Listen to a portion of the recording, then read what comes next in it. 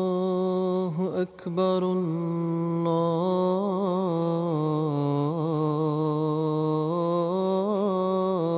اللہ اکبر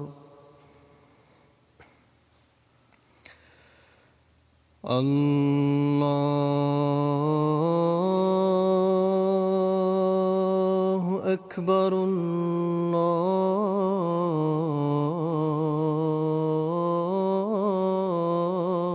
اللہ اکبر اشہد ان لا الہ الا اللہ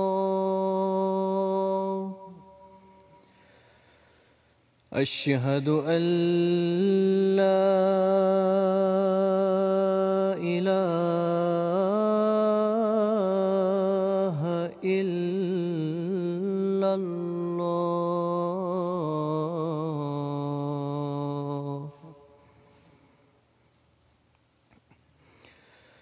اشہد ان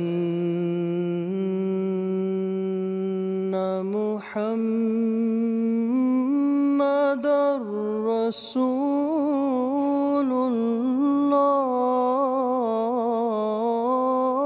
اللہ اشہد ان محمد رسول اللہ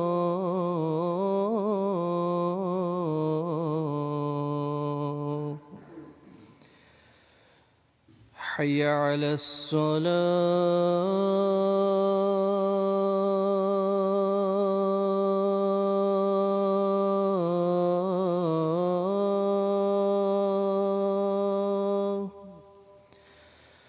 حی علی الصلاة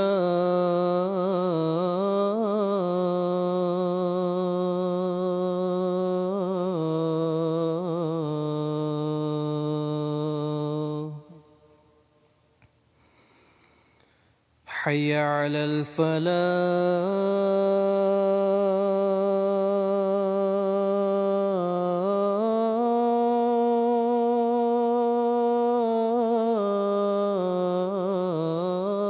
الفلاح حی علی الفلاح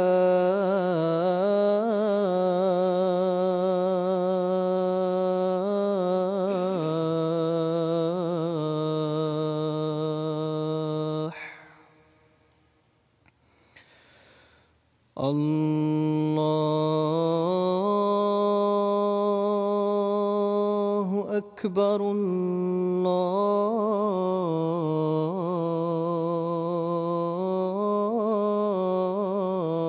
اللہ اکبر لا الہ الا اللہ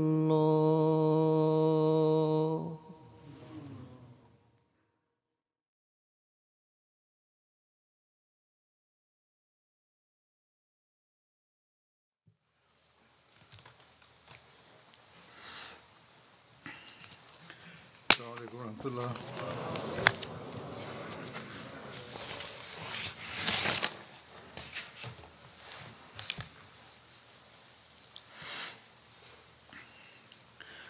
أشهد أن لا إله إلا الله وحده لا شريك له وأشهد أن محمدا عبده ورسوله أما بعد فأعوذ بالله من الشيطان الرجيم بسم الله الرحمن الرحيم الحمد لله رب العالمين الرحمن الرحيم مالك يوم الدين إياك نعبد وإياك نستعين اهدنا الصراط المستقيم صراط الذين أنعمت عليهم غير المغضوب عليهم ولا الضالين.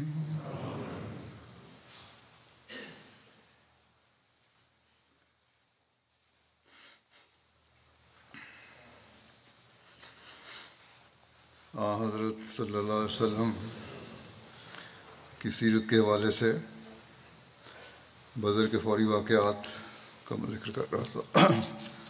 اس حوالے سے 2 ہجری کے اہم واقعات میں سے ایک مدینہ کی قبرستان جنت البقیع کا قیام بھی ہے. جنت البقیع کی بنیاد اور ابتداء کے بارے میں جو تفصیل ملی ہے وہ اس طرح ہے کہ حضرت صلی اللہ علیہ وسلم کے مدینہ میں ورود کے بعد وہاں بہت سے قبرستان تھے. یہودیوں کے اپنے قبرستان ہوا کرتے تھے، جبکہ عربوں کے مختلف قبائل کے اپنے اپنے قبرستان تھے. مدینہ طیبہ کیونکہ اس وقت مختلف علاقوں میں بٹا ہوا تھا، اس لیے ہر قبیلہ اپنے علاقے میں کھلی جگہ پر اپنی میتوں کو دفنا دیتا تھا. قبا کا الگ قبرستان تھا جو زیادہ مشہور تھا، گو کہ وہاں چھوٹے چھوٹے کئی اور قبرستان بھی تھے. قبیلہ بنو ظفر کا اپنا قبرستان تھا، بنو سلمہ کا اپنا الگ قبرستان تھا. دیگر قبرستانوں میں بنو ساعدہ کا قبرستان تھا جس کی جگہ بعد میں سوق النبی صلی اللہ علیہ وسلم قائم ہوا. جس جگہ پر مسجد نبوی تعمیر ہوئی وہاں بھی کھجوروں کے جھنڈ میں چند مشرکین کی قبریں تھیں. ان تمام قبرستانوں میں بقیع الغرقد سب سے پرانا اور مشہور قبرستان تھا. اور پھر جب رسول اللہ صلی اللہ علیہ وسلم نے اسے مسلمانوں کے قبرستان کے لیے منتخب کر لیا تو اس کے بعد سے آج تک اسے ایک منفرد اور ممتاز حیثیت حاصل رہی ہے جو ہمیشہ رہے گی. حضرت عبید اللہ بن ابی رافع سے مروی ہے کہ رسول اللہ صلی اللہ علیہ وسلم کسی ایسی جگہ کی تلاش میں تھے جہاں صرف مسلمانوں کی قبریں ہوں، اور اس غرض سے حضرت صلی اللہ علیہ وسلم نے مختلف جگہوں کو ملاحظہ بھی فرمایا. جا کے دیکھا یہ فخر بقیع الغرقد کے حصے میں لکھا تھا. رسالت مآب صلی اللہ علیہ وسلم نے ارشاد فرمایا کہ مجھے حکم ہوا ہے کہ میں اس جگہ کو یعنی بقیع الغرقد کو منتخب کر لوں. اسے اس دور میں بقیع الخبخبہ بھی کہا جاتا تھا. اس میں بے شمار غرقد کے درخت اور خضرا جھاڑیاں ہوا کرتی تھیں. مچھروں اور دیگر حشرات الارض کی اس جگہ پر بھرمار تھی، اور مچھر جب اس جگہ گندگی کی وجہ سے یا جنگل کی وجہ سے اٹھتے تھے تو ایسا لگتا تھا کہ دھوئیں کے بادل چھا گئے ہیں. وہاں سب سے پہلے جن کو دفن کیا گیا وہ حضرت عثمان بن مظعون تھے.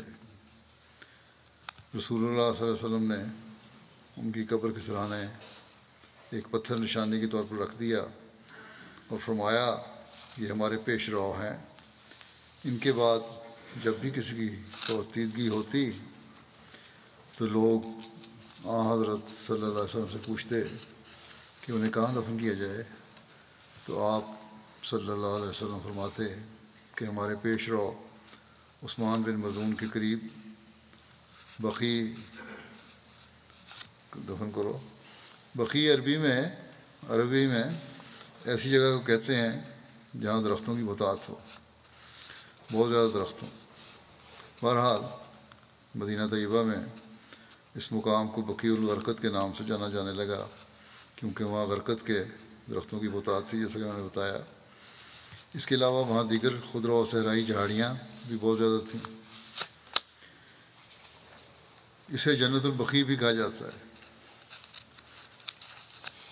جنت کا لفظ جو ہے اس کا عربی میں ایک مطلب باغ یا فردوس کے بھی ہیں، اس لیے یہ جگہ زیادہ تر اجمی زائرین میں جنت البقیع کے نام سے جانی جاتی ہے۔ عبدالحمید قادری صاحب ہیں، انہوں نے یہ تفصیل لکھی ہے۔ پھر کہتے ہیں کہ ہمیں یہ نہیں بھولنا چاہیے کہ عرب عموماً اپنے مقابر اور قبرستانوں کو جنت ہی کہہ کر پکارتے ہیں۔ اس کا ایک نام مقابر البقیع بھی ہے جو عرابیوں میں زیادہ مشہور ہے۔ حضرت مرزا بشیر احمد صاحب نے اس بارے میں جو بیان کیا ہے سیرت ختم النبیین میں، وہ اس طرح ہے کہ اسی سال کے آخر میں یعنی 2 ہجری میں حضرت صلی اللہ علیہ وسلم نے اپنے صحابہ کے لیے مدینہ میں ایک مقبرہ تجویز فرمایا جسے جنت البقیع کہتے ہیں۔ اس کے بعد صحابہ عموماً اسی مقبرے میں دفن ہوتے تھے۔ سب سے پہلے جو اس مقبرے میں دفن ہوئے تھے وہ عثمان بن مظعون تھے۔ عثمان بہت ابتدائی مسلمانوں میں سے تھے، نہایت نیک اور عابد اور صوفی بنش آدمی تھے۔ مسلمان ہونے کے بعد ایک دفعہ انہوں نے حضرت صلی اللہ علیہ وسلم سے عرض کیا کہ حضور مجھے اجازت مرحمت فرمائیں تو میں چاہتا ہوں کہ بالکل تارک دنیا ہو کر اور بیوی بچوں سے علیحدگی اختیار کر کے اپنی زندگی خالصتاً عبادت الہی کے لیے وقف کر دوں، مگر آپ صلی اللہ علیہ وسلم نے اس کی اجازت نہیں دی، بلکہ جو لوگ ترک دنیا تو اختیار کرتے تھے لیکن روزہ اور نماز کی اس قدر کثرت کرتے تھے،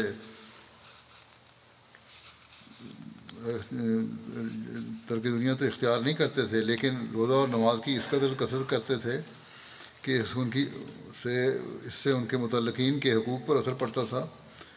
ان کے متعلق بھی آپ نے فرمایا کہ تمہیں چاہیے کہ خدا کا حق خدا کو دو، بیوی بچوں کا حق بیوی بچوں کو دو، مہمان کا حق مہمان کو دو اور اپنے نفس کا حق نفس کو دو، کیونکہ یہ سب حقوق خدا کے مقرر کردہ ہیں اور ان کی ادائیگی عبادت میں داخل ہے۔ ان حقوق کی ادائیگی بھی عبادت میں داخل ہے۔ الغرض آپ صلی اللہ علیہ وسلم نے عثمان بن مظعون کو ترک دنیا کی اجازت نہیں دی اور اسلام میں تبتل اور رہبانیت کو ناجائز قرار دے کر اپنی امت کے لیے افراط و تفرید کے درمیان ایک میانہ روی کا راستہ قائم کر دیا۔ عثمان بن مظعون کی وفات کا حضرت صلی اللہ علیہ وسلم کو بہت صدمہ ہوا اور روایت آتی ہے کہ وفات کے بعد آپ نے ان کی پیشانی پر بوسہ دیا اور اس وقت آپ کی آنکھیں پرنم تھیں۔ ان کے دفنائے جانے کے بعد آپ صلی اللہ علیہ وسلم نے ان کی قبر کے سرحانے ایک پتھر بطور علامت کے نصب کر دیا اور پھر آپ کبھی کبھی جنت البقیع میں جا کر ان کے لیے دعا فرمایا کرتے تھے۔ عثمان پہلے مہاجر تھے جو مدینہ میں فوت ہوئے۔ اب میں غزوہ ذی امر یا غزوہ بنی غطفان کا ذکر بھی کرتا ہوں۔ حضرت صلی اللہ علیہ وسلم کو اطلاع موصول ہوئی کہ غطفان قبیلے کی شاخ بنو سالبہ اور بنو محارب ذی امر مقام پر اکٹھے ہوئے ہیں۔ یہ غطفان کے علاقے میں ایک بستی ہے۔ ان کا ارادہ یہ ہے کہ ریاست مدینہ کے ارد گرد کے علاقوں پر حملہ کریں، ان سب کی جتھہ بندی کرنے اور مسلمانوں کے خلاف بھڑکانے والا بنو محارب کا ایک شخص دوسور بن حارث تھا۔ یہ خبر پاتے ہی رسول اللہ صلی اللہ علیہ وسلم نے لوگوں کو تیاری کرنے کا حکم دیا اور 450 صحابہ کا لشکر لے کر مدینے سے روانہ ہوئے۔ ان کے پاس چند گھوڑے بھی تھے اور مدینے میں رسول اللہ صلی اللہ علیہ وسلم نے حضرت عثمان بن عفان کو اپنا قائم مقام مقرر فرمایا۔ ماہ ربیع الاول 3 ہجری میں غزوہ غطفان پیش آیا۔ 12 ربیع الاول کو آپ اس غزوے کے لیے روانہ ہوئے۔ 11 دن اہل مدینہ کو آپ کی جدائی برداشت کرنا پڑی، جس کے بعد آپ صلی اللہ علیہ وسلم 24 ربیع الاول کو واپس مدینہ تشریف لے آئے۔ رسول اللہ صلی اللہ علیہ وسلم نے غطفان کی سرکوبی کے لیے غطفان کے ہاں جس جگہ پڑاؤ کیا، اس کا نام ذی امر تھا۔ اسی وجہ سے اس غزوے کو غزوہ ذی امر اور غطفان قبیلے کی بنا پر اسے غزوہ بنو غطفان کہا جاتا ہے۔ مشرکین کی جتھا بندی کے خلاف رسول اللہ صلی اللہ علیہ وسلم کی روانگی کی تفصیل میں یوں لکھا ہے کہ مدینے سے روانہ ہونے کے بعد صحابہ کرام کو ذوالقصہ مقام میں بنو ثعلبہ کا ایک شخص ملا۔ ذوالقصہ ربضہ کے راستے پر مدینہ سے 24 میل کے فاصلے پر تھا۔ اس شخص کا نام جبار تھا۔ صحابہ کرام نے اسے گرفتار کر لیا اور اسے پوچھا کہ کہاں کا ارادہ ہے۔ اس نے کہا یثرب جانا چاہتا ہوں اور اپنے روزگار کی تلاش کے لیے جا رہا ہوں۔ تو اس کو نبی کریم صلی اللہ علیہ وسلم کے پاس لایا گیا۔ اس نے رسول اللہ صلی اللہ علیہ وسلم کو اپنی قوم کے حالات سے آگاہ کیا۔ آپ صلی اللہ علیہ وسلم نے اسے اسلام کی دعوت دی تو وہ فوراً مسلمان ہو گیا۔ جب اسے آپ صلی اللہ علیہ وسلم کے ارادے کا علم ہوا کہ آپ بنو ثعلبہ اور بنو محارب پر چڑھائی کے لیے نکلے ہیں، تو اس نے آپ کی خدمت میں عرض کیا کہ اے محمد صلی اللہ علیہ وسلم، وہ ہرگز آپ کا سامنا نہیں کریں گے۔ اگر انہیں آپ کی آمد کے بارے میں پتہ چل گیا تو وہ فرار ہو کر پہاڑوں کی چوٹیوں پر چڑھ جائیں گے۔ ارد گرد تو بے شک حملہ کرنا چاہتے تھے مدینے کے، لیکن سامنا نہیں کریں گے مسلمانوں کا، اور کہا کہ میں بھی آپ کے ساتھ چلتا ہوں۔ رسول اللہ صلی اللہ علیہ وسلم نے جبار کو بلال کے سپرد کر دیا۔ وہ شخص مسلمانوں کو ایک دوسرے راستے سے لے کر چلا اور ان کے علاقے میں لے آیا۔ وہاں موجود لوگوں نے جب اسلامی لشکر آتے دیکھا تو سب نکل بھاگے اور پہاڑوں پر جا چڑھے۔ حضرت صلی اللہ علیہ وسلم پیش قدمی کرتے ہوئے ذی امر نامی چشمے پر پہنچے، وہاں پڑاؤ ڈالا۔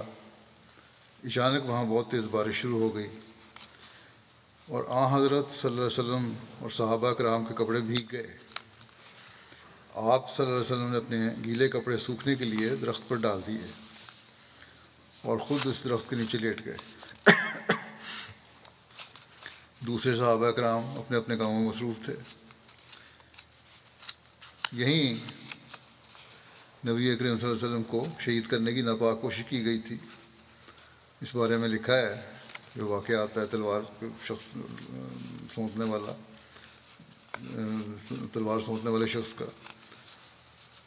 یہ لوگ جو چھپ گئے تھے پہاڑوں کی چوٹیوں میں، وہ حضرت صلی اللہ علیہ وسلم کی ساری نقل و حرکت دیکھ رہے تھے اوپر سے، پہاڑوں پر سے۔ مشرکوں نے جب حضرت صلی اللہ علیہ وسلم کو ایک جگہ تنہا لیٹے ہوئے دیکھا تو اپنے سردار دثور کے پاس آئے۔ یہ شخص ان میں سب سے زیادہ بہادر تھا۔ مشرکوں نے اس سے کہا کہ اس وقت محمد صلی اللہ علیہ وسلم بالکل تنہا لیٹے ہوئے ہیں، اب یہ تمہارا کام ہے کہ ان سے نمٹ لو۔ ایک روایت میں یوں ہے کہ خود دثور نے جب حضرت صلی اللہ علیہ وسلم کو وہاں تنہا لیٹے ہوئے دیکھا تو اس نے کہا کہ اگر اس وقت بھی میں محمد صلی اللہ علیہ وسلم کو قتل نہ کروں تو اللہ خود مجھے ہلاک کر دے۔ بہرحال یہ کہہ کر تلوار سونتے ہوئے چلا اور بالکل حضرت صلی اللہ علیہ وسلم کے سرانے پہنچ کر رکا۔ پھر اچانک اس نے آپ کو مخاطب کر کے کہا آج، یا یہ کہا کہ اب آپ کو میرے ہاتھ سے کون بچا سکتا ہے؟ حضرت صلی اللہ علیہ وسلم نے اطمینان سے فرمایا اللہ مجھے تم سے بچائے گا۔ اس پر وہ زمین پر گر گیا اور تلوار اس کے ہاتھ سے گر گئی۔ حضرت صلی اللہ علیہ وسلم نے فوراً اس کی تلوار اٹھا لی اور اس سے فرمایا اب تمہیں مجھ سے کون بچائے گا؟ اس پر دثور نے کہا لا احد وانا اشہد اللہ الہ الا اللہ وان محمد رسول اللہ، واللہ لا اقصر علیہ کا جمع ابدا، کوئی بھی نہیں، مجھے کوئی نہیں بچا سکتا، اور میں گواہی دیتا ہوں کہ اللہ کے سوا کوئی معبود برحق نہیں، اور محمد اللہ کے رسول ہیں۔ اللہ کی قسم آئندہ میں کبھی آپ کے خلاف لوگوں کی جتھا بندی نہیں کروں گا۔ یہ اس نے عہد کیا۔ آپ صلی اللہ علیہ وسلم نے اس کی تلوار اسی کو عنایت فرما دی۔ اور ایک روایت میں ہے کہ دثور آپ کی طرف متوجہ ہو کر عرض کرنے لگا، اللہ کی قسم آپ احسان کرنے کے معاملے میں مجھ سے بہتر ہیں۔ رسول اللہ صلی اللہ علیہ وسلم نے جواباً فرمایا، انا احق بذالک منک، میں تم سے اس بات کا زیادہ حقدار ہوں کہ احسان کروں۔ اور دثور اپنی قوم کی طرف لوٹ آیا، لیکن اس کا حال ہی بدلا ہوا تھا اور وہ اپنی قوم کو تبلیغ کر رہا تھا۔ دثور نے کہا کہ اس نے بیان کیا واقعہ کہ کیا ہوا تھا میرے ساتھ، کس طرح میں گر گیا۔ گرنے کے واقعے کو اس طرح بیان کرتا ہے کہ کہتا ہے کہ میں نے وہاں ایک دراز قد آدمی کو دیکھا۔ جب میں وہاں کھڑا تلوار سونتی کھڑا تھا تو میں نے دیکھا ایک بہت دراز قد آدمی وہاں آیا، اس نے میرے سینے کو دھکا دیا تو میں پیٹھ کے بل گر گیا، ہاتھ مارا اس نے، میں پیٹھ کے بل گیا۔ تب میں نے جان لیا کہ یہ کوئی انسان نہیں ہے، یہ تو کوئی فرشتہ ہے۔ چنانچہ میں نے اسی وقت اقرار کر لیا کہ اللہ کے سوا کوئی معبود برحق نہیں اور محمد صلی اللہ علیہ وسلم اللہ کے رسول ہیں۔ کہتا ہے اللہ کی قسم میں ان کے خلاف کبھی کوئی جنبش نہیں کروں گا۔ اس کے بعد وہ اپنی قوم کو اسلام کی دعوت دینے لگے۔ اللہ تعالیٰ نے ان کے ذریعے سے بہت سے لوگوں کو ہدایت عطا فرمائی۔ بہرحال اس کے بعد آپ صلی اللہ علیہ وسلم مدینہ واپس تشریف لے آئے اور کہیں کوئی مقابلہ نہیں ہوا۔ اس غزوے کے لیے آپ کل 11 دن مدینہ سے باہر رہے، اور ایک قول کے مطابق 15 دن مدینہ سے باہر رہے۔ اور ابو عمر کہتے ہیں کہ رسول اللہ صلی اللہ علیہ وسلم نجد میں سفر کا پورا مہینہ رہے۔ بہرحال یہ مختلف روایتیں ہیں، لیکن یہ چند دن کا ہی سفر تھا۔ بعض علماء نے اوپر کردہ بیان کو جو ہے واقعہ علیہ وسلم پر تلوار سونپنے والے کا، آپ پر جو قاتلانہ حملہ تھا، اس کا غزوات الرقاع کا واقعہ قرار دیا ہے اور اسے ایک ہی واقعہ تسلیم کیا ہے، لیکن اکثر محققین نے کہا ہے کہ یہ دونوں واقعات دو الگ الگ غزوات کے ہیں۔ غزوہ ذات الرقاع کے موقع پر حملہ کرنے والے شخص کا نام غورث بھی بیان ہوا ہے، اور اس کے بارے میں یہ بھی کہا جاتا ہے کہ اس نے اسلام قبول کر لیا تھا، اور یہ بھی ہے کہ اسلام قبول نہیں کیا تھا، البتہ اس نے آپ صلی اللہ علیہ وسلم سے یہ عہد کیا تھا کہ آئندہ کبھی آپ کے مقابل پر نہیں آئے گا۔ بخاری کی بھی یہ روایت ہے۔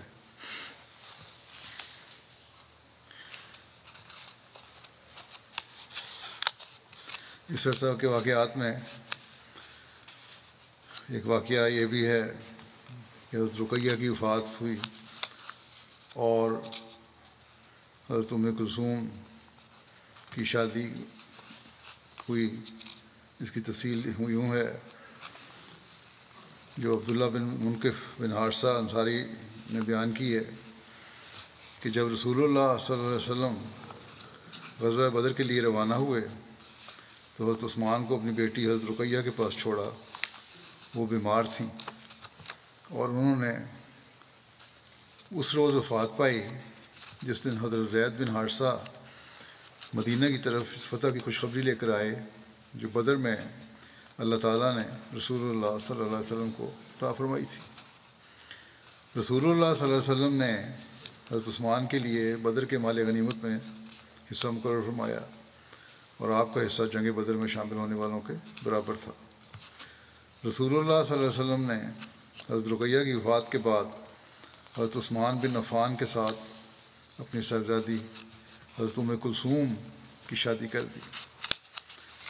حضرت ابو ہریرہ سے روایت ہے کہ نبی کریم صلی اللہ علیہ وسلم حضرت عثمان سے مسجد کے دروازے پر ملے اور فرمانے لگے کہ عثمان، یہ جبریل ہیں، انہوں نے مجھے خبر دی ہے کہ اللہ تعالیٰ نے کلثوم کا نکاح رقیہ جتنے حق مہر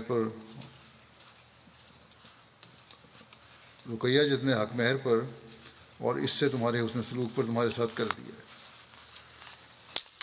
کوئی جو رقیہ کا حق مہر تھا اسی پر تمہارے ساتھ کر دیا نکاح.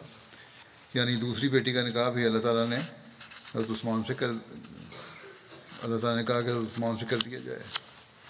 حضرت عائشہ نے بیان فرمایا کہ جب رسول اللہ صلی اللہ علیہ وسلم نے کلثوم کی شادی حضرت عثمان سے کی تو آپ نے حضرت ایمن سے فرمایا میری بیٹی کلثوم کو تیار کر کے عثمان کے ہاں چھوڑاؤ اور اس کے سامنے دف بجاؤ. چنانچہ انہوں نے ایسا ہی کیا. رسول اللہ صلی اللہ علیہ وسلم 3 دن کے بعد حضرت کلثوم کے پاس تشریف لائے اور فرمایا اے میری پیاری بیٹی تم نے اپنے شوہر کو کیسا پایا؟ کلثوم نے عرض کیا وہ بہترین شوہر ہیں. حضرت کلثوم حضرت عثمان کے ہاں 9 ہجری تک رہیں. اس کے بعد وہ بیمار ہو کر وفات پا گئیں. رسول اللہ صلی اللہ علیہ وسلم نے ان کی نماز جنازہ پڑھائی اور ان کی قبر کے پاس بیٹھے. حضرت انس بیان کرتے ہیں کہ انہوں نے نبی کریم صلی اللہ علیہ وسلم کو حضرت کلثوم کی قبر کے پاس اس حال میں بیٹھے ہوئے دیکھا کہ آپ صلی اللہ علیہ وسلم کی آنکھیں اشکبار تھیں. بخاری کی ایک روایت میں اس واقعے کا یوں ذکر ہوا ہے کہ حلال نے حضرت انس بن مالک رضی اللہ عنہ سے روایت کی ہے. وہ کہتے ہیں کہ ہم رسول اللہ صلی اللہ علیہ وسلم کی بیٹی کے جنازے پر موجود تھے. انہوں نے کہا کہ رسول اللہ صلی اللہ علیہ وسلم قبر کے پاس بیٹھے ہوئے تھے تو میں نے دیکھا کہ آپ کی آنکھیں آنسو بہا رہی تھیں. ایک روایت میں ہے کہ رسول اللہ صلی اللہ علیہ وسلم نے حضرت کلثوم کی وفات پر فرمایا اگر میری کوئی تیسری بیٹی ہوتی تو میں اس کی شادی بھی عثمان سے کروا دیتا. حضرت ابن عباس بیان کرتے ہیں کہ رسول اللہ صلی اللہ علیہ وسلم ایک جگہ سے گزرے تو دیکھا کہ حضرت عثمان وہاں بیٹھے تھے اور حضرت کلثوم بنت رسول صلی اللہ علیہ وسلم کی وفات کے غم میں رو رہے تھے. راوی کہتے ہیں کہ آپ صلی اللہ علیہ وسلم کے ہمراہ آپ کے دونوں ساتھی یعنی حضرت ابوبکر اور حضرت عمر بھی تھے. رسول اللہ صلی اللہ علیہ وسلم نے پوچھا اے عثمان تم کس وجہ سے رو رہے ہو؟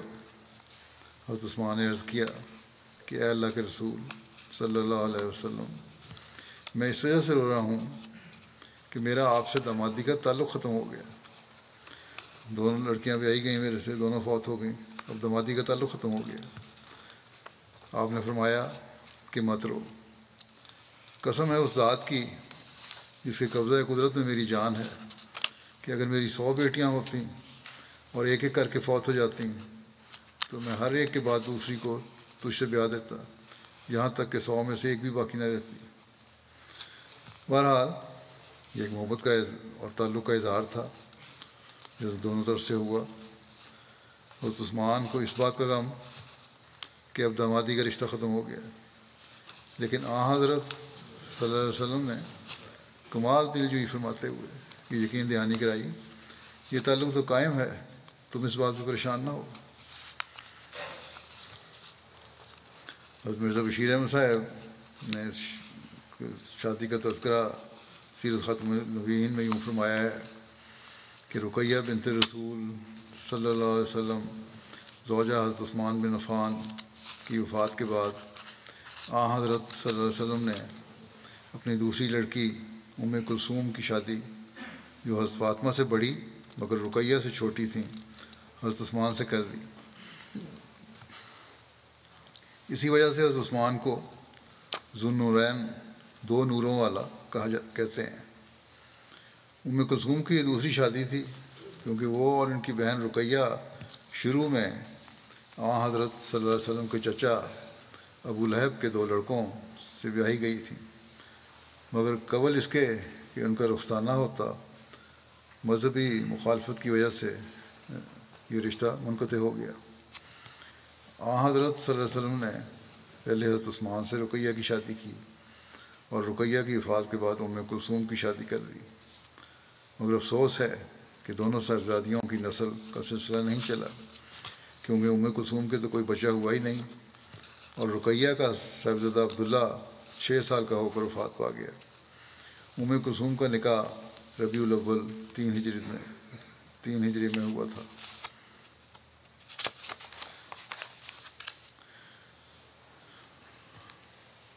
اس عرصہ کے واقعات میں غزوہ بحران کا بھی ذکر ہے۔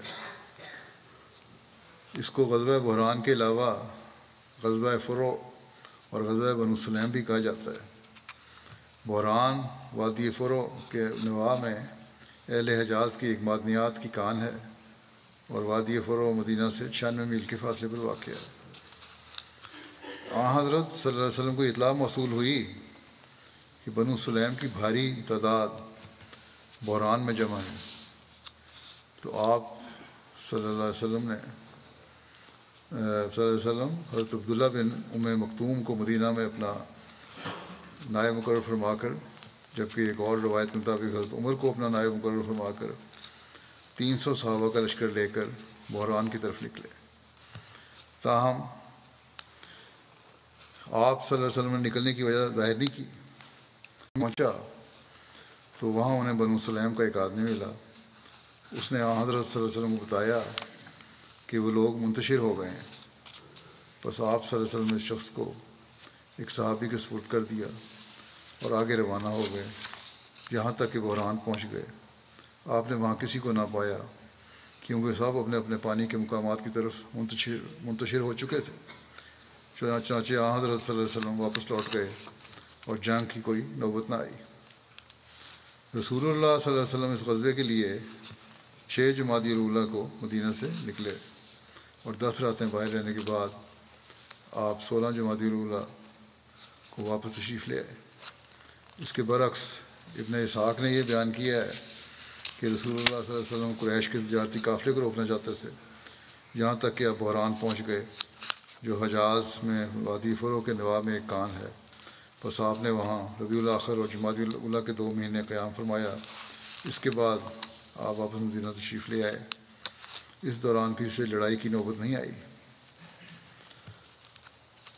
حضرت مرزا بشیر احمد صاحب نے غزوہ بحران کی تفصیل اس طرح بیان کی ہے کہ ابھی غزوہ ذی امر پر زیادہ عرصہ نہیں گزرا تھا، یعنی اواخر ربیع الاول 3 ہجری میں حضرت صلی اللہ علیہ وسلم کو یہ وحشتناک اطلاع موصول ہوئی کہ بنو سلیم پھر موضع بحران میں مدینہ پر اچانک حملہ کرنے کی غرض سے بہت بڑی تعداد میں جمع ہو رہے ہیں۔ یہ کہ ان کے ساتھ قریش کا بھی ایک جتھا ہے۔ ناچار آپ صلی اللہ علیہ وسلم پھر صحابہ کی ایک جماعت کو ساتھ لے کر مدینہ سے نکلے، لیکن حسب عادت عرب کے یہ وحشی درندے جو اپنے شکار پر اچانک اور غفلت کی حالت میں حملہ کرنے کا موقع چاہتے تھے، آپ صلی اللہ علیہ وسلم کی آمد کی خبر پا کر ادھر ادھر منتشر ہو گئے اور حضرت صلی اللہ علیہ وسلم کچھ عرصے بعد وہاں قیام کر کے واپس تشریف لے آئے۔ بنو سلیم اور بنو غطفان کا اس طرح بار بار مدینے پر حملہ کرنے کے ارادے سے جمع ہونا صاف ظاہر کر رہا ہے کہ صحرائے عرب کے یہ وحشی اور جنگجو قبائل اسلام کے سخت جانی دشمن تھے اور دن رات اس فکر میں رہتے تھے کہ کوئی موقع ملے تو مسلمانوں کو تباہ و برباد کر دیں۔ ذرا مسلمانوں کی اس وقت کی نازک حالت کا اندازہ لگاؤ کہ ان پر اس زمانے میں کیسے دن گزر رہے تھے۔ ایک طرف مکہ کے قریش تھے جن کو اسلام کی عداوت اور جنگ بدر کی انتقامی روح نے اندھا کر رکھا تھا، اور انہوں نے خانہ کعبہ کے پردوں کے ساتھ لپٹ لپٹ کر قسمیں کھائی ہوئی تھیں کہ جب تک مسلمانوں کو ملے میٹ نہ کر لیں گے چین نہیں لیں گے۔ دوسری طرف صحرائے عرب کے یہ خونخوار درندے تھے جن کو قریش کی انگیخت اور اسلام کی دشمنی نے مسلمانوں کے خون کی پیاس سے بے چین کر رکھا تھا۔ چنانچہ دیکھو کہ بدر کے بعد چند ماہ کے اندر اندر آپ صلی اللہ علیہ وسلم کو کتنی دفعہ بذات خود ان وحشی قبائل عرب کے خونی ارادوں سے اپنے آپ کو محفوظ کرنے کے لیے سفر کرنا پڑا۔ جیسا کہ سر ولیم میور نے تصریح کی ہے کہ یہ دن بھی بہت سخت گرمیوں کے دن تھے، اور گرمی بھی عرب کے صحرا کی گرمی تھی۔ اگر خدا کی خاص نصرت شامل حال نہ ہوتی اور حضرت صلی اللہ علیہ وسلم کی بیدار مغزی مسلمانوں کو ہر وقت ہوشیار اور چوکس نہ رکھتی اور آپ صلی اللہ علیہ وسلم دشمن کی جمعیت کو چھاپا مارنے سے قبل ہی منتشر کر دینے کی تدابیر اختیار نہ کرتے تو ان دنوں میں مسلمانوں کی تباہی و بربادی میں کوئی شک نہیں تھا۔ اور یہ صرف بیرونی خطرات تھے، باقی اندرونی خطرات بھی کسی طرح کم نہ تھے۔ خود مدینہ کے اندر مسلمانوں سے ملے جلے رہنے والے منافقین موجود تھے، جن کو مارے آستین کہنا یقیناً کوئی مبالغہ نہیں ہے۔ ان کے علاوہ غدار اور خفیہ سازشوں کے عادی یہودی لوگ بھی تھے، جن کی عداوت کی گہرائی اور وسعت انتہا کو پہنچی ہوئی تھی۔ اللہ ان ابتدائی مسلمانوں کے لیے ایک ایسی مصیبت کے دن تھے، خود ان کی زبان سے سنیے۔ حضرت ابی بن کعب روایت کرتے ہیں کہ اس زمانے میں صحابہ کا یہ حال تھا کہ وہ ڈر کے مارے راتوں کو ہتھیار لگا لگا کر سوتے تھے، اور دن کو بھی ہر وقت مسلح رہتے تھے کہ کہیں ان پر اچانک کوئی حملہ نہ ہو جائے۔ اور وہ ایک دوسرے سے کہا کرتے تھے کہ دیکھیے، ہم اس وقت تک زندہ بھی رہتے ہیں یا نہیں کہ جب ہم امن و اطمینان کی زندگی گزاریں گے، اور خدا کے سوا ہمیں کسی کا ڈر نہیں ہوگا۔ ان الفاظ میں کس مصیبت اور کس بے کسی کا اظہار ہے، اور امن اور اطمینان کی زندگی کتنی تڑپ مخفی ہے، اس کا اندازہ ہر انصاف پسند شخص خود کر سکتا ہے۔ اور یہی آج کل کے بھی حالات ہیں بعض جگہ، اور خاص طور پہ فلسطینیوں کے بھی۔ ایک سریہ زید بن حارثہ تھا، جس کی تفصیل میں یہ لکھا ہے کہ بنو سلیم کی پسپائی، بنو غطفان کی جلا وطنی، غزوہ سویق میں ابو سفیان کا راہ فرار، اور غزوہ بنو غطفان میں بنو مصالبہ اور بنو محارب کی پسپائی، یہ عسکری تگ و تاز یعنی فوجی برتری مدینہ کی ابھرتی ہوئی قوت پر دلالت کر رہی تھی۔ سب سے بڑھ کر غزوہ بدر میں اہل ایمان کی کامیابی اور مشرکین کی ذلت آمیز شکست کی بنا پر اعدائے اسلام اقتصادی مشکلات و مصائب سے بہت پریشان ہوئے، کیونکہ مکے سے شام جانے والی معروف شاہراہ کا گزر مدینہ کے مغرب میں بحیرہ عمر کے ساتھ ساتھ تھا۔ ابو سفیان کے تجارتی قافلے کو مسلمانوں نے اسی راستے پر روکنے کی کوشش کی تھی۔ مدینہ کے آس پاس کے قبائل بھی رسول اللہ صلی اللہ علیہ وسلم سے مصالحت کر چکے تھے، اس لیے مشرکین مکہ اس راستے کو تجارت کے لیے اختیار کرنے کو کسی طرح بھی تیار نہیں تھے۔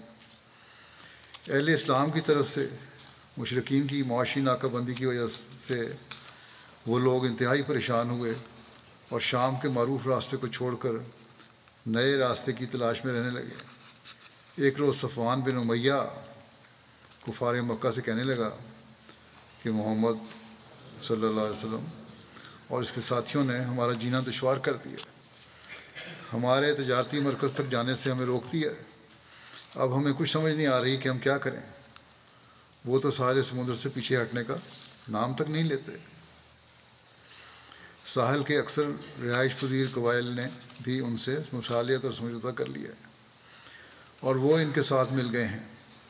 اب ہم جائیں تو کس طرف، اور کریں تو کیا کریں؟ یہیں مکہ میں رہے تو ہم اپنا راس المال بھی کھا جائیں گے، جو کچھ ہمارے پاس سب کھا جائیں گے، اس کے بعد ہمارے پاس کچھ نہیں بچے گا جس کے سہارے ہم زندگی گزار سکیں۔ یہی مال گرمی میں ہم شام اور سردی میں حبشہ کی طرف تجارت کی غرض سے لے جایا کرتے تھے، اب کیا ہوگا؟ صفوان بن امیہ کی یہ بات سن کر سب پریشان تھے۔ اسود بن مطلب نے مشورہ دیا کہ ساحل سمندر کا راستہ چھوڑ کر عراق کی طرف سے شام جایا جا سکتا ہے۔ صفوان نے کہا مجھے تو اس راستے کا بالکل علم نہیں۔ ابو زمع نے کہا کہ میں تجھے ایک ایسے راہبر کی متعلق بتاتا ہوں جسے اس راستے کی مکمل پہچان ہے۔ اس نے بتایا کہ وہ فرات بن حیان اجلی ہے،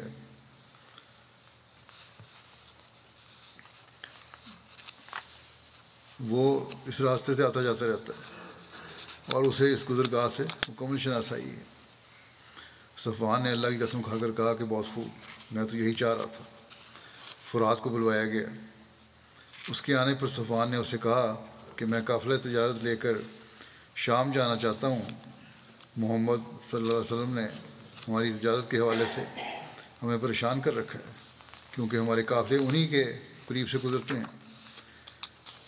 میں عراق کے راستے سے شام جانا چاہتا ہوں۔ فرات نے کہا کہ میں تمہیں عراق کے ایسے راستے سے لے کر جاؤں گا جہاں سے اصحاب محمد صلی اللہ علیہ وسلم کو بالکل خبر نہ ہوگی۔ یہ بے آب و گیا اور غیر آباد راستہ ہے۔ صفوان نے کہا میں بھی یہی چاہتا ہوں۔ اس کی بیابانی ہمارے لیے کوئی زیادہ پریشانی کا سبب نہیں، کیونکہ اب سردی کا موسم ہے، اس لیے ہمیں راستے میں پانی کی ضرورت بہت کم ہی پڑے گی، جسے ہم برداشت کر لیں گے۔ بہرحال سفر کی تیاری شروع ہو گئی۔ اس کے بعد صفوان بن امیہ نے جو قافلے کی تیاری کے لیے سب کو کہہ دیا، جمع پونجی اپنے ساتھ لی، چاندی کے برتن، چاندی کی ڈلیاں اور دیگر ساز و سامان بھی ساتھ لے لیا۔ ابو زمع نے بھی صفوان کو 300 مسکال سونا اور چاندی کی ڈلیاں تھمائیں تاکہ وہ اس کے لیے خریداری کر سکے۔ ایک مسکال سونا تقریباً 4.25 گرام 4.37 گرام کے برابر ہے۔ بہرحال کافی مقدار میں تھا یہ۔ ایک روایت میں یہ بھی ہے کہ صفوان بہت سا مال لے کر نکلا جس میں چاندی کی ڈلیاں اور چاندی کے برتن تھے جن کا وزن 30,000 درہم کی مالیت کا تھا۔ ابو سفیان بن حرب بھی اپنے ساتھ کثیر چاندی لے کر نکلا، اور دیگر قریش کے لوگوں نے بھی اپنی اپنی خریداری کے لیے سونا، چاندی وغیرہ شرکائے قافلہ کے سپرد کر دیے۔ صفوان اور ابو سفیان کے علاوہ بھی کئی لوگ اس تجارتی قافلے کے ہمراہ ہو لیے، جیسے عبداللہ بن ابی ربیہ، حویطب بن عبدالعزیٰ وغیرہ۔ یوں فرات بن حیان کی رہبری میں براستہ طریق عراق شام کی طرف تجارت کے طریقے عراق کے راستے سے شام کی طرف تجارت کے لیے قریش کا یہ قافلہ روانہ ہوا۔ سریہ کی تاریخ اور دیگر نام کے بارے میں آتا ہے کہ یہ سریہ جمادی الاخر اخری 3 ہجری میں پیش آیا۔ سریہ کی جگہ کے لحاظ سے اس کارروائی کو سریہ کردہ بھی کہا جاتا ہے۔ کردہ نجد کے پانیوں میں سے ایک پانی ہے۔ قریش مکہ نے اپنی طرف سے پوری احتیاط سے اس راستے کو اختیار کیا جس کا اوپر تذکرہ ہو چکا ہے۔ ان کی کوشش یہی تھی کہ کسی طرح بھی اس کی خبر مدینہ نہ پہنچے، ورنہ ہمارا اس راستے سے جانا بھی محال ہو جائے گا۔ لیکن اللہ کو کچھ اور ہی منظور تھا۔ اہل مکہ سے تو یہ خبر چھپ نہ سکتی تھی، چنانچہ نعیم بن مسعود اشجعی کو اس منصوبے کا علم ہو گیا۔ انہی ایام میں اسے کسی کام سے مدینہ جانا پڑا۔ یہ ابھی بے دین اور مشرک تھا۔ اس نے مدینہ بنو نذیر کے سردار کنانہ بن ابی حقیق کے ہاں قیام کیا۔ اس نے اسے شراب پلائی۔ ایک صحابی سلید بن نعمان بن اسلم کا بنو نذیر کے ہاں اکثر آنا جانا رہتا تھا۔ اس دوران یہ بھی وہاں آ گئے جہاں کنانہ بن ابی حقیق اور نعیم مجلس لگائے بیٹھے تھے۔ نعیم شراب کے نشے میں دھت تھا، اس لیے وہ اپنے اوپر قابو نہ رکھ سکا اور نشے ہی میں راز فاش کر دیا۔ اس نے صفوان بن امیہ کی نگرانی میں عراق کے راستے سے شام کی طرف جانے والے تجارتی قافلے کے متعلق سب کچھ کہہ دیا۔ سلید بن نعمان سن کر باہر نکلے اور جا کر یہ سب کچھ رسول اللہ صلی اللہ علیہ وسلم کے گوشے گزار کیا۔ رسول اللہ صلی اللہ علیہ وسلم نے اطلاع پاتے ہی فوراً تیاری شروع کی اور 100 شاہ سواروں کا لشکر روانہ کر دیا۔ اس کی سالاری حضرت زید بن حارثہ کے سپرد کی۔ حضرت زید بن حارثہ کے لیے یہ سب سے پہلا موقع تھا جب انہیں کسی اسلامی لشکر کی سپہ سالاری پر مامور کیا گیا اور وہ اس مہم میں کامیاب ہوئے۔ ایک روایت میں ہے کہ آپ صلی اللہ علیہ وسلم نے حضرت زید بن حارثہ کو 100 سواروں کے ساتھ بھیجا۔ وہ ان کی طرف روانہ ہوئے اور قافلے کو جا لیا۔ قافلے والوں میں سردار جنگل کی طرف بھاگ گئے۔ صحابہ نے 1 یا 2 آدمیوں کو قیدی بنایا اور قافلہ کا سامان لے کر نبی کریم صلی اللہ علیہ وسلم کے پاس آ گئے۔ آپ صلی اللہ علیہ وسلم نے اس کے 5 حصے کیے اور خمس کی مالیت اس وقت 20,000 درہم کی قیمت کے برابر ہوئی۔ باقی مال آپ صلی اللہ علیہ وسلم نے سریہ والوں میں تقسیم فرما دیا۔ ایک اور روایت میں ہے کہ حضرت زید نے نہایت تیزی سے راستہ طے کیا اور ابھی قریش کا قافلہ بالکل بے خبری کے عالم میں کردہ نامی ایک چشمہ پر پڑاؤ ڈالنے کے لیے اتر رہا تھا کہ اسے جا لیا اور اچانک جلغار کر کے پورے قافلے پر قبضہ کر لیا۔ صفوان بن امیہ اور دیگر لوگوں کو بھاگنے کے سوا کوئی چارہ کار نظر نہ آیا۔ مسلمانوں نے قافلے کے رہنما فرات بن حیان کو، اور کہا جاتا ہے کہ مزید 2 آدمیوں کو گرفتار کر لیا۔ برتنوں اور چاندی کی بہت بڑی مقدار جو قافلے کے پاس تھی اور جس کا اندازہ 1,00,000 درہم تھا، بطور قیمت ہاتھ آئی۔ رسول اللہ صلی اللہ علیہ وسلم نے خمس نکال کر مال غنیمت لشکر کے سپرد افراد میں تقسیم کر دیا۔ قریش کے راہ پر فرات بن حیان نے نبی کریم صلی اللہ علیہ وسلم کے دست مبارک پر اسلام قبول کر لیا۔ پھر اس کی باقی باتیں انشاءاللہ آئندہ۔ یہ جو قافلے چلتے تھے، ان کو روکنا جو تھا، یہ اس لیے تھا کہ وہ مسلمانوں کے خلاف جنگوں کی تیاری کے لیے سامان اکٹھا کرتے تھے۔ آج کل کے زمانے میں جس طرح سینکشن لگائی جاتی ہیں، یہ اسی طرح کی ایک قسم تھی۔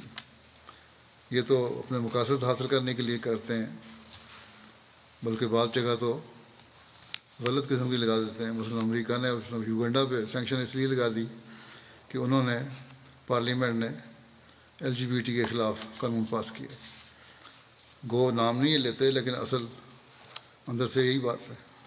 تو ان لوگوں کا تو یہ حال ہے، اسلام پر کیا اعتراض کرنا ہے انہوں نے۔ بہرحال یہ باتیں انشاءاللہ آئندہ بھی ہوں گی۔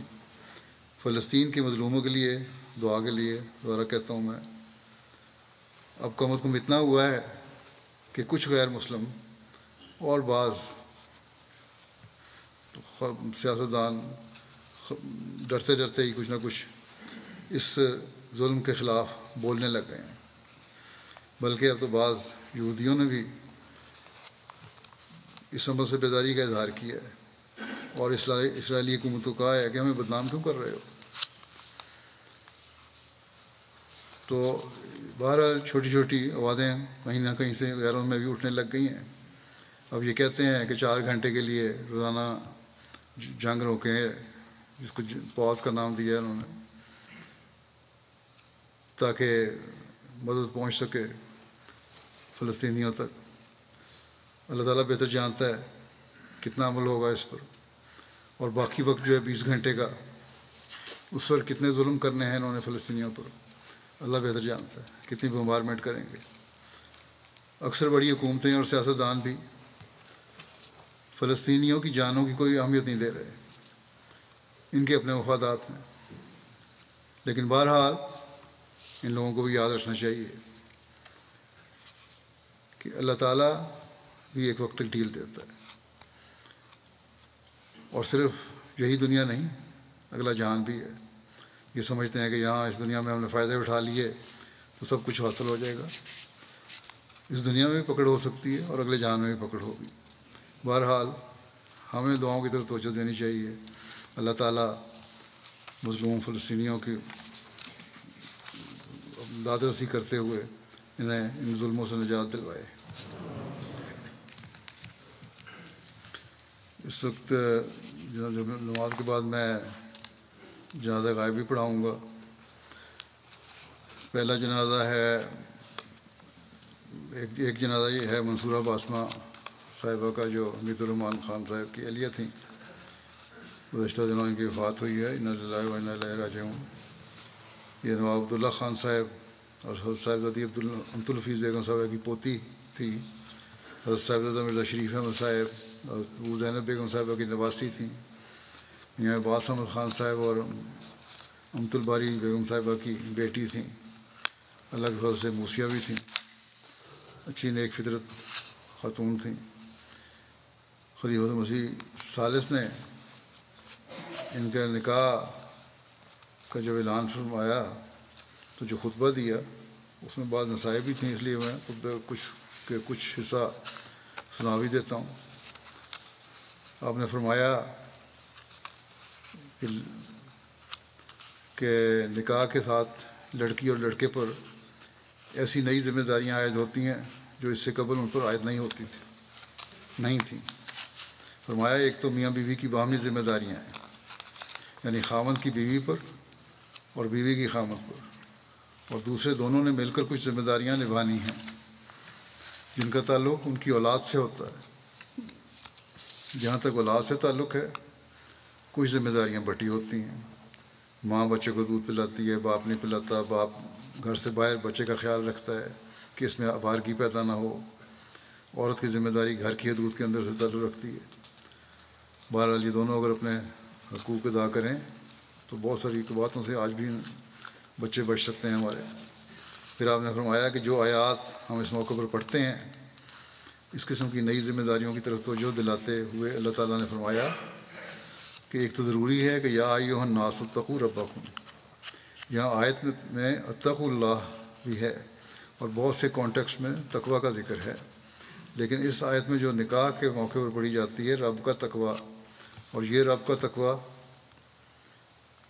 کہ جس طرح اللہ تعالیٰ اپنے بندوں کی ربوبیت کرنے والا ہے، تم دونوں کی ربوبیت کرنے والا ہے، اسی طرح تم پر بھی ربوبیت کی ذمہ داریاں کچھ نئی پڑنے والی ہیں، اور اسی صورت میں تم ادا کر سکو گے جب تم حقیقی رب اللہ کا تقوی اختیار کرو گے۔ دوسرے یہ کہ یہ رشتہ بڑا نازک ہوتا ہے، بہت سی غلط فہمیاں بے احتیاطیوں کے نتیجے میں پیدا ہو سکتی ہیں، اور اس کے بچاؤ کے لیے ہمیں حکم دیا گیا کہ قولوا قولا سدیدا، کہ محض سچ سے یہاں کام نہیں بنے گا، بلکہ ایسے بول جن میں کسی قسم کی کجی نہیں ہوگی، سیدھے ہوں گے۔ اس راہ کو اگر تم اختیار کرو گے تو تمہارے درمیان کوئی مس انڈرسٹینڈنگ، کوئی رنجش پیدا نہیں ہوگی۔ اور تیسرے یہ کہ وَلْتَنظُرْ نَفْسٌ مَا قَدَّمَتْ لِغَدٍ، تمہارے بڑوں نے مستقبل کا خیال رکھتے ہوئے تمہاری تربیت کی، اور تم نے اپنے مستقبل کا خیال رکھتے ہوئے اپنے بچوں کی تربیت کرنی ہے۔ یہ جو مستقبل ہے جس کا تعلق اس تربیت سے ہے جو ماں باپ اور بچوں کی کرتے ہیں، یہ ہر نسل کا علیحدہ مستقبل ہے، یہ ایک ہی قسم کا مستقبل نہیں، اس واسطے کہ دنیا اور دنیا کا معاشرہ حرکت میں ہے۔ فرمایا اب زمانہ بدل کے کچھ کا کچھ بن گیا ہے، وہ انقلاب عظیم جس کی ہمیشہ بشارت دی گئی تھی اس کے آثار افق پر ہمیں نظر آ رہے ہیں۔ اس لیے آج باپ کی ذمہ داری مختلف ہے اس ذمہ داری سے جو ہماری ذمہ داری تھی، بلکہ زیادہ احتیاط کے ساتھ زیادہ وسعتوں والی ذمہ داریوں کو مد نظر رکھتے ہوئے اپنے بچوں کی ذمہ داری اٹھانی ہے، تاکہ احمدیت کی تربیت جس کا تعلق ساری دنیا کے ساتھ ہے بوجھ پڑے آنے والی نسل پر، تو ہر آنے والی نسل اس کو اٹھانے کے لیے تیار ہو۔ اللہ تعالیٰ ہمیں، آپ نے فرمایا کہ اللہ تعالیٰ ہمیں ان چیزوں کو سمجھنے اور ان پر عمل کرنے کی توفیق عطا کرے۔ پھر آپ نے فرمایا کہ جس نکاح کے لیے میں کھڑا ہوں ایک عزیزہ بچی کا ہے جو ہمارے چھوٹے پھوپھا نواب عبداللہ خان صاحب کی پوتی اور پھوپھی امت الحفیظ بیگم صاحبہ کی پوتی ہے۔ حضرت مسیح علیہ السلام کی چوتھی نسل آپ نے فرمایا شروع ہو گئی۔ حضرت مرزا شریف احمد صاحب کی یہ نواسی ہے، اور اس دوسرے راستے سے آپ نے فرمایا کہ دوسرے راستے سے حضرت مسیح موعود علیہ السلام سے اس کا تعلق ہے۔ ذمہ داریاں دوہری ہیں، اگر ذمہ داریاں دوہری ہیں انظار بھی دوہرا ہے، اس لیے اگر ہمارے لیے بشارات بھی دوہری ہیں خاندان کے، اور پھر آپ نے سمجھایا خاندان کے بچوں کو اور بڑوں کو بھی ان کو سمجھنا چاہیے اپنا ذمہ داریوں کو، کیونکہ اگر دوہری ذمہ داریاں ادا نہیں کریں گے تو پھر دوہرے انظار کو دیکھنا ہوگا۔ اللہ تعالیٰ کرے کہ خاندان کے بڑے اور بچے بات کو سمجھنے والے بھی ہوں۔ پھر آپ نے فرمایا کہ میں جب کسی ایسے نکاح کا اعلان کرتا ہوں جس میں بچے اور بچی کا تعلق حضرت مسیح علیہ السلام کے ساتھ ہو رشتے کے لحاظ سے، تو میری طبیعت میں فکر بھی پیدا ہوتی ہے اور دعاؤں کی طرف رجحان پیدا ہوتا ہے کہ اللہ تعالیٰ ان کو اس مقام کو پہچاننے کی توفیق عطا کرے۔ وہ خادم ہونے کے لحاظ سے دوسرے سے مختلف ہیں اور ان کو زیادہ بڑے خادم بن کر دنیا میں اپنی زندگی گزارنی چاہیے۔ بہرحال یہ نصیحت والے الفاظ تھے اس لیے میں نے بیان بھی کر دیے۔ ان کی ذاتی زندگی کے بارے میں عزیزہ باسمہ منصورہ کے ان کی بیٹی رابعہ نے لکھا کہ بچپن میں ہی اللہ میاں سے ہمارا تعارف کرایا، اپنے نصیب کے لیے دعا پر زور دیتی اکثر کہتے ہیں کہ دعا کیا کرو اللہ تعالیٰ تمہارے اچھے لوگوں سے واسطہ ڈالے، اور دعا کا مطلب ہمیں بڑے ہو کر پھر سمجھ آیا، بچپن میں سمجھ نہیں آتا تھا۔ کہتی ہیں میری امی لوگوں سے بہت پیار کرنے والی تھیں، اپنے نفس کی قربانی کر کے لوگوں کا خیال رکھتی تھیں، اور یہی حقیقت بھی ہے۔ بظاہر لوگوں کو یہ تاثر ملتا کہ وہ اپنی جان پہ خرچ کرنے والی ہیں، لیکن نہیں، وہ خود کو قربانی کرتی اور دوسروں کا خیال رکھتی۔ مثلاً جلسے پہ لندن بھی آتی تو غریبوں کے لیے تحفے لے کے جاتی ہیں، اپنے لیے کچھ نہ لیتی۔ ایک لڑکی کو پالا بھی اور اس کی اچھی تربیت کی، پھر اس کی شادی بھی کی۔ اس کے علاوہ بھی بہت ساری لڑکیوں کی شادیاں کی، اور گھر میں بھی آنا جانا لوگوں کا رہتا تھا، ہمسایوں کو بھی کھانا وغیرہ بھیجتی رہتی تھیں، ایک لنگر اس کھانا ہی چلتا تھا۔ یہاں تک کہ باہر سڑک پر جھاڑو دینے والا جو آدمی تھا وہ بھی کھانا کے وقت ان کے پاس ہی آگے کھانا کھایا کرتا تھا۔ بہت سوں کے انہوں نے وظیفے لگائے ہوئے تھے، اگر ان کو کہتے کہ اپنے لیے بھی کچھ جمع کریں، کہتی ہیں میں نے کل کے بارے میں کبھی نہیں سوچا، اللہ تعالیٰ مالک ہے میری مالی ضروریات کا۔ وقف زندگی کا بہت ادب کرتی ہیں، بہت عزت کرتی ہیں، ان کا خیال رکھتی ہیں۔ جو رشتہ دار وقف زندگی ہے ان سے تعلق رکھتی ہیں، دعوت کرتی ہیں، اور کہتے ہیں ہمیں بھی کہا کرتی تھیں وقف زندگی تو قربانی کرتے ہیں، ان کا خیال رکھنا چاہیے۔ ہر رشتہ بڑی خوبی سے نبھایا۔ یہ ہمیشہ کہتی تھیں میں نے یہ نہیں سوچتی کہ اس دوسرے نے کیا کیا میرے ساتھ، میں تو جب بھی ہو اگر غلطی ہوتی، کبھی زیادتی ہو بھی جاتی ہے تو معافی مانگنے میں پہل کرتی، ملازم کو بھی ڈانٹتی تو اسے معافی مانگ لیتی اور انعام بھی دیتی۔ ان کے داماد مرزا تقی الدین کہتے ہیں کہ بڑی چھوٹی عمر میں انہوں نے وصیت بھی کی تھی، میں نے بھی دیکھا، پہلے میں حیران تھا وصیت فارم دیکھ کے۔ 14 سال کی عمر میں تقریباً انہوں نے وصیت کر دی تھی۔ بچپن کا کہتے ہیں کہ میں خواب سنایا تھا، انہوں نے دیکھا خواب میں کہ میں اللہ کا پاؤں سختی سے پکڑ کے رو رہی ہوں، اور کہتی تھی کہ جب میں بیدار ہوئی تو میں واقعی رو رہی تھی۔ کہتی ہیں کہ اب تک اللہ تعالیٰ میرے سارے کام پورے کر دیتا ہے۔ یہاں ان کی ایک واقف ہیں روحی شاہ صاحبہ، کہتی ہیں کہ دوستی اگر کرتی تو خوب نبھاتی، بڑی شکر گزار طبیعت کی مالک تھیں، اللہ تعالیٰ کی رضا پر رہنے والی، اس کی نعمتوں کا شکر ادا کرنے والی، اور احسان کا سلوک لوگوں سے کرتی ہیں، پھر شکر گزاری بہت کرتی ہیں، اتنی زیادہ کہ انسان شرمندہ ہو جاتا ہے۔ ان کی بھابجائیں طاہرہ فاروق صاحبہ کہتی ہیں کہ بھابھی کی بجائے وہ دوست اور بہن بنا کے رکھا مجھے، بے لوث محبت کرنے والی کھری شخصیت کی مالک تھیں، رشتے نبھانے آتے تھے، جو اپنے لیے پسند کرتی وہی دوسرے کے لیے پسند کرتی، اور کبھی کوئی بات دل میں نہیں رکھتی تھی، صاف کھری باتیں کہنے والی تھیں۔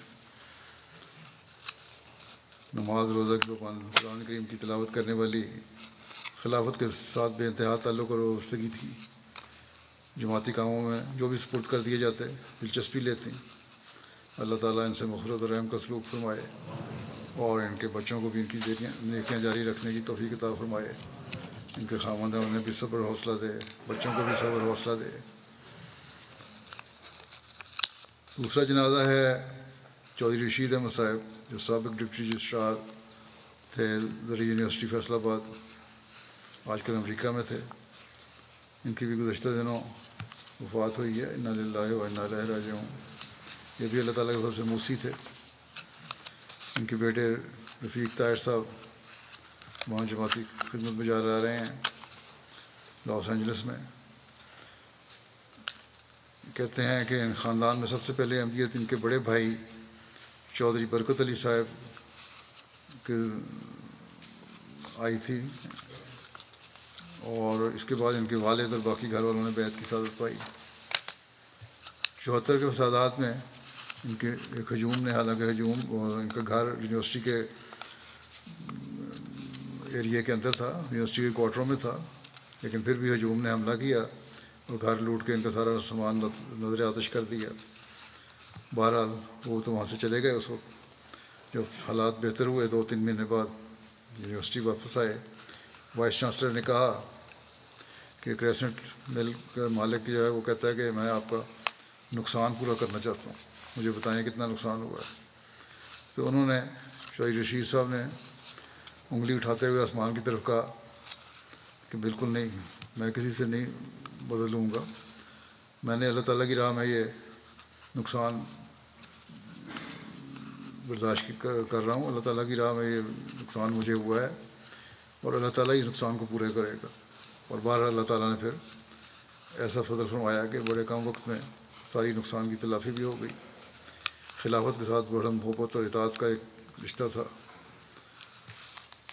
احکامات کی لفظ بلفظ تکمیل کرنے کی کوشش کرتے تھے۔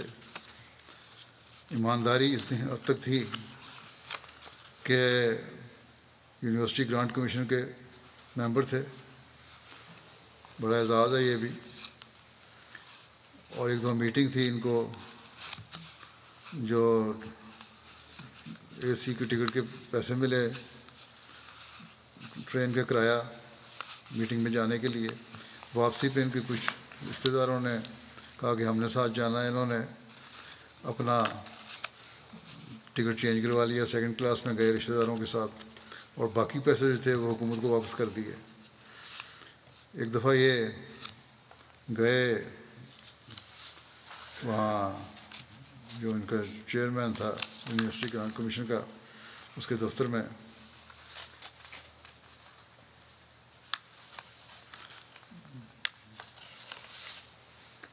تو وہاں جب یہ گئے، انہوں نے اپنا کارڈ بھیجا ان کو ملنے کے لیے، تو ڈائریکٹر صاحب وہ تھے جو خود باہر آ گئے اور اپنا وہاں ایک دوست بیٹھے ہوئے تھے، انہوں کہنے لگے کہ یہ وہ شخص ہے جس کی دیانتداری کا میں آپ سے ذکر کر رہا تھا کہ ایسا دیانتدار شخص ہے۔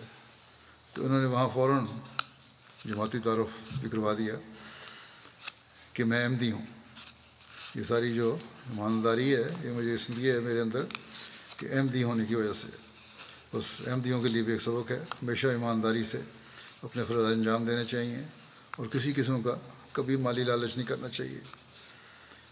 چندوں کی ادائیگی مالی قربانی میں پیش ہوتے تھے۔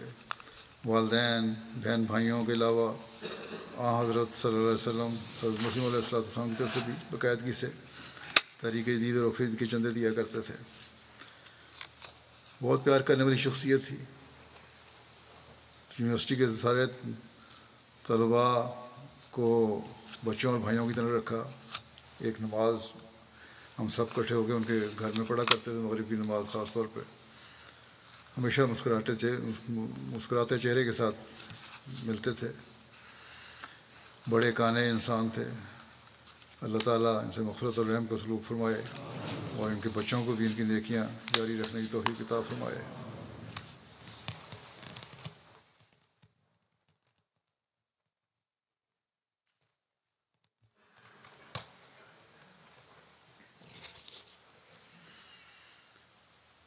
الحمد لله نحمده ونستعينه ونستغفره ونؤمن به ونتوكل عليه ونعوذ بالله من شرور أنفسنا ومن سيئات أعمالنا، من يهده الله فلا مضل له ومن يضلل فلا هادي له، ونشهد أن لا إله إلا الله ونشهد أن محمدا عبده ورسوله۔ عباد الله رحمكم الله، إن الله يأمر بالعدل والإحسان وإيتاء ذي القربى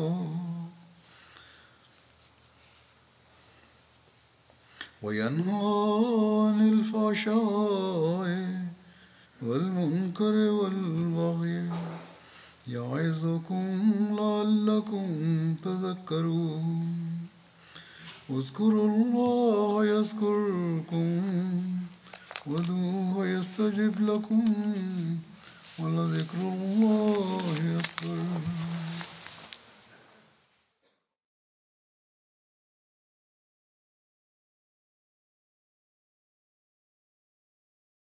ما كان